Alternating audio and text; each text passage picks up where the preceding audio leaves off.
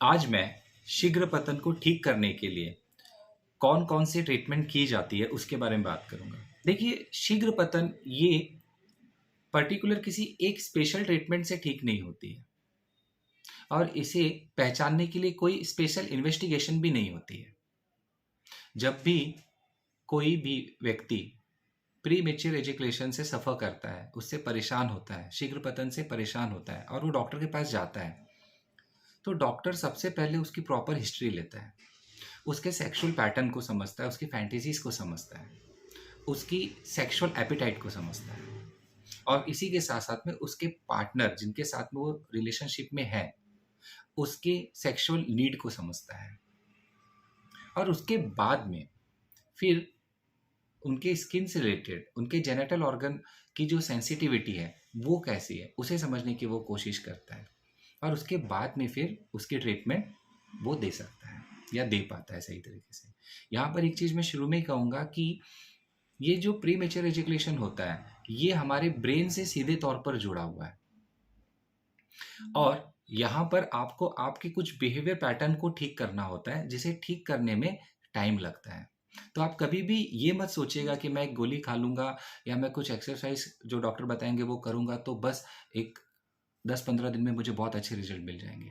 याद रखिएगा, इसमें कम से कम 6 महीने से 1 साल तक लग जाता है, लेकिन आपको आपकी हिम्मत बनाए रखनी होती है और पूरी ईमानदारी के साथ में आप और आपका पार्टनर जब एक दूसरे की हेल्प करते हैं तो ये जो प्री मेच्योर एजुकेशन होता है ये ठीक हो जाता है।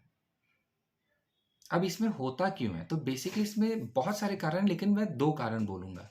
एक होता है हाइपर सेक्सुअल एक्टिविटी, जब भी सेक्स की वासना बहुत ज़्यादा मन पर हावी हो जाती है और उस दौरान जब व्यक्ति सेक्स करने जाता है तो उस कंडीशन में कोई भी व्यक्ति हो वो उसका वीर्य बहुत जल्दी गिर जाएगा, लेकिन सिर्फ और सिर्फ वासना की वजह से उसका वीर्य बहुत जल्दी गिरा है। तो जब वही व्यक्ति उसी दिन दूसरी बार सेक्स करता है तो पहली बार जितना समय लगा था वीर्य गिरने में, दूसरी बार उससे ज़्यादा समय लगेगा। तो पहली बार अगर उसका 30 सेकंड में वीर्य गिर गया था तो 30 सेकंड से ज़्यादा समय लगेगा। अगर वो तीसरी बार करता है तो और ज़्यादा समय लगेगा। ये चीज़ आपको समझनी होगी। दूसरा एक होता है इसमें लिंग का जो आगे का भाग होता है, जो ग्लैंड्स का टिप होता है, ये बहुत ही ज़्यादा यहाँ पर नर्व एंडिंग्स पाई जाती हैं। तो इसकी वजह से पेनिस बहुत सेंसिटिव होता है। अगर ये बहुत ही ज़्यादा सेंसिटिव है पेनिस का टिप, तो ऐसा व्यक्ति एक दिन में एक बार सेक्स कर ले, 2 बार सेक्स कर ले, 3 बार सेक्स कर ले, तीनों बार उसका वीर्य जो है बहुत जल्दी गिरेगा।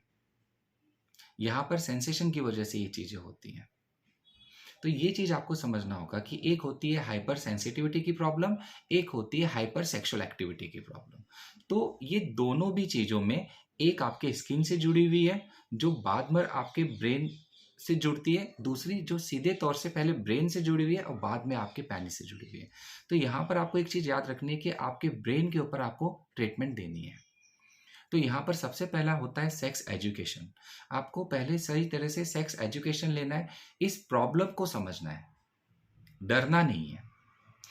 फिर दूसरी बात यहाँ पर आती है कि आपके पार्टनर को आपको एजुकेट करना है। तीसरी बात, जब भी आप सेक्स करते हैं तो आपके दिमाग में एक चीज़ भरी हुई होती है कि मेरे पेनिस से मेरा सेक्स बहुत लंबे समय तक होना चाहिए। ऐसा सोचने की जगह पे आप ये सोचिए कि आपके ही बॉडी से आपका पार्टनर सेटिस्फाई हो सके। तो इसमें जब भी आप इंटरकोर्स करने जाते हैं तो सबसे पहले आप अपने पार्टनर को ओरल सेक्स के थ्रू फिंगरिंग करके, ओरल लिकिंग करके, हाइजीन को मेंटेन करते हुए आप अपने पार्टनर को सेटिस्फाई कर दीजिए। इसके बाद में फिर आप अपने ऑर्गेज्म के बारे में सोचिए।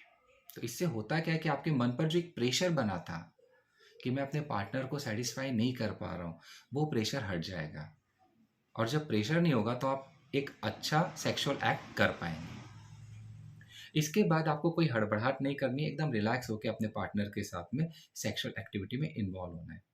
यहाँ पर अब कुछ पैटर्न्स होते हैं, कुछ तरीके होते हैं, वो मैं बता रहा हूँ। जैसे कि मैंने पहले सेक्स एजुकेशन बताया, फिर दूसरा इसमें होता है फ्रीक्वेंसी आपको बढ़ाना है। बहुत लोग क्या करते हैं कि जब उनका बहुत जल्दी वीर्य गिर जाता है तो वो गैप देते हैं सेक्स में, इंटरकोर्स में।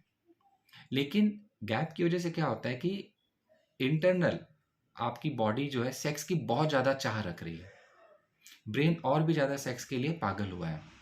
तो आप गैप रखते भी हैं तो जैसे ही आप 5-6 दिन का गैप या 10 दिन का गैप रखने के बाद अपने पार्टनर के पास जाते हैं तो आप देखते हैं कि आपका और जल्दी वीर्य गिर गया है, पहले से भी और ज़्यादा कंडीशन खराब हो जाती है।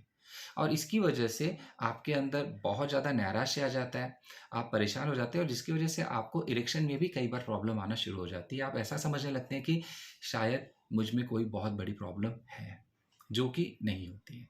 तो आपको आपकी फ्रीक्वेंसी बढ़ानी है और इसके लिए आपको आपके पार्टनर से भी बात करनी होगी।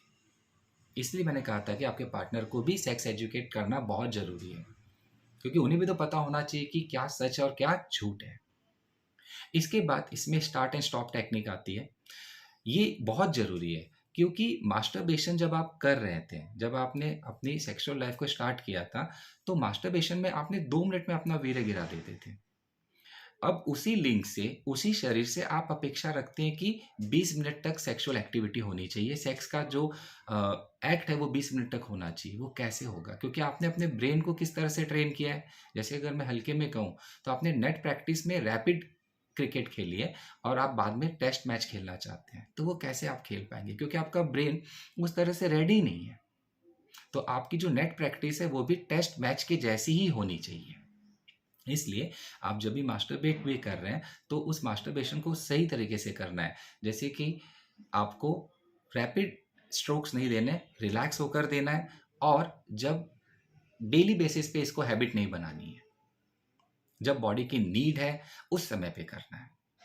इसके बाद जब भी आप मास्टरबेट करते हैं तो वजाइना में और ओरल सेक्स करते समय आप देखते हैं कि वहाँ पर मॉइस्चर होता है और नमी होती है, ल्यूब्रिकेशन होता है। तो वैसा ल्यूब्रिकेशन आपके हाथों पर आपको लगाना है। तो इसके लिए आप केवाई जेली जैसी जो दवाइयाँ आती हैं वो आप हाथ में लगा के फिर मास्टरबेट करिए और रिलैक्स होके करिए।